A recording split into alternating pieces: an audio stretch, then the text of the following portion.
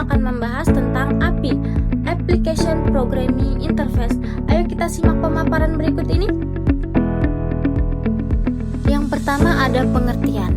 Kalau sel tadi menghubungkan manusia dengan komputer, maka API ini berfungsi sebagai penghubung antar aplikasi. Jadi, API memungkinkan satu aplikasi untuk berbicara atau berkomunikasi dengan aplikasi lain tanpa harus tahu bagaimana sistem di dalamnya itu bekerja. Yang selanjutnya yaitu ada fungsi API.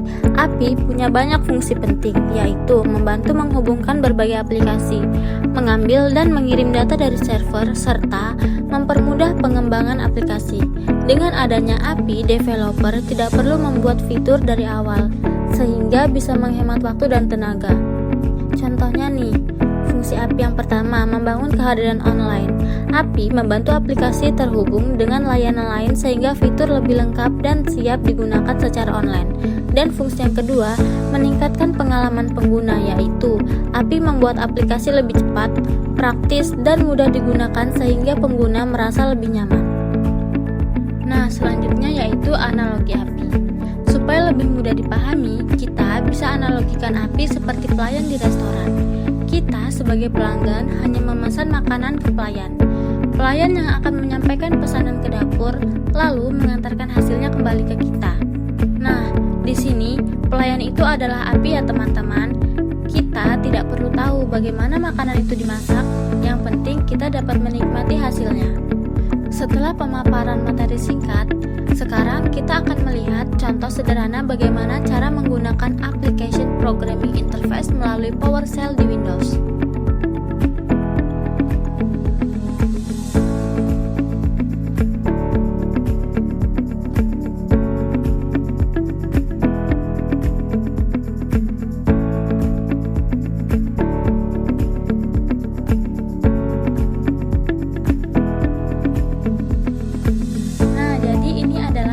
Dari praktek API menggunakan PowerShell di Windows.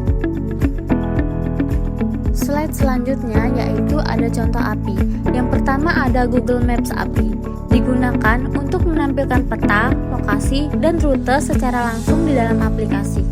API ini sering digunakan pada aplikasi transportasi atau pencarian lokasi. Yang kedua ada OpenWeather API. Digunakan untuk menampilkan informasi cuaca secara real time seperti suhu, kelembapan, dan kondisi cuaca di suatu wilayah. Dan yang terakhir ada Payment API atau Midrange atau Stripe.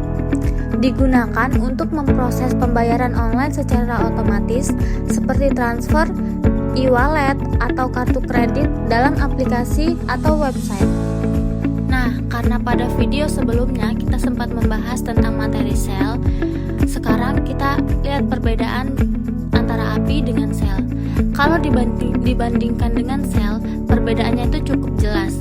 Shell digunakan langsung oleh manusia untuk berinteraksi dengan komputer, sedangkan API digunakan oleh aplikasi untuk berkomunikasi dengan sistem atau aplikasi lain. Jadi, shell itu manual, sementara API bekerja secara otomatis. Kesimpulannya, API adalah komponen penting dalam dunia teknologi modern karena memungkinkan berbagai aplikasi saling terhubung dengan mudah. Terima kasih karena sudah menyimak penjelasan ini. Semoga bermanfaat dan bisa menambah pemahaman kita tentang sistem operasi. Sekian dan terima kasih. Wassalamualaikum warahmatullahi wabarakatuh.